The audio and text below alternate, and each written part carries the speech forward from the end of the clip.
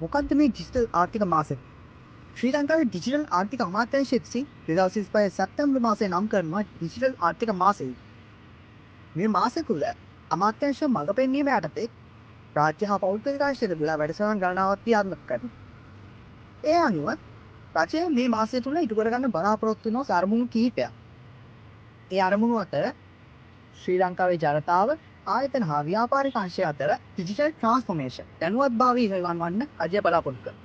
ඊට අමතරව ඩිජිටල් ආර්ථිකයේ නියාමනය යටිතල පහසුකම් නීතිමය පසුබිම් වැඩි දියුණු කරන්නත් බලාපොරොත්තු. ඊටත් අමතරව ඩිජිටල් නෙවරම්, කෘත්‍රිම භූතිය, ෆින්ටෙක්, රාජ්‍ය ඩිජිටල් සේවා හා ඩිජිටල් ගෙවීම් ක්‍රම ශ්‍රී ලංකාව තුළ ව්‍යාප්ත කරන්න මේ මාසය තුළ රජය බලාපොරොත්තු. මෙම මාසය තුළින් රජය බලාපොරොත්තු වුණා යම්කිසි දෙක ආරම්භයක් ගන්න. ඒ තමයි රජයේ තියෙනවා දිගු කාලීන සංඛ්‍යාත්මක ඉලක්ක. ඒ ඉලක්කවල ළඟාවීමේ ආරම්භයක් ගන්න තමයි මේ මාසෙ මේ විදිහට නම් කරන්නේ. ඒ අනුව රජය බලාපොරොත්තු වෙනවා 2019 විතර ශ්‍රී ලංකාවේ සමස්ත ආර්ථිකයට ශ්‍රී ලංකාවේ ඩිජිටල් ආර්ථිකය වගේ ඇමරිකානු ඩොලර් බිලියන 15ක දායකත්වයක් ලබා දෙන්නේ. ඒ වෙනකොට සමස්ත තලදේශීය නිෂ්පාදනයේ 12ක් පමණ වෙනවා.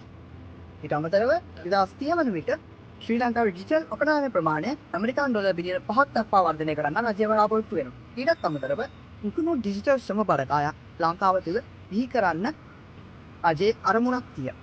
මේ අරමුණ ළඟා කර ගැනීමේ ආරම්භයක් විදිහට තමයි මේ ඩිජිටල් ආර්ථික මාසය නිර්මාණය වෙන්නේ. මොනවද මේ මාසය ඇතුළේ වුනේ?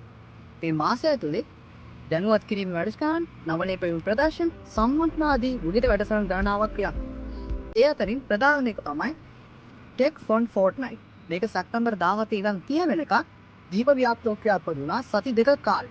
මේක ඇතුලේ විවිධ අමුණ සේවා ගණනාවක් ක්‍රියාත්මක වුණා. ඒ අතර ඩිස්ටර්බ් ඒෂියා, ශ්‍රී ලංකා ඩිජිටල් ආර්ථික සමුතිය සහ ජාතික කෘත්‍රිම බුද්ධි ප්‍රදර්ශනය හා සම්මේලනය ඇතුළත් වෙනවා. මේවා තුලින් ශ්‍රී ලංකාවේ ඩිජිටල් ආර්ථිකය නම් වන්න විවිධ වැඩසටහන් ගණනාවක් ක්‍රියාත්මක.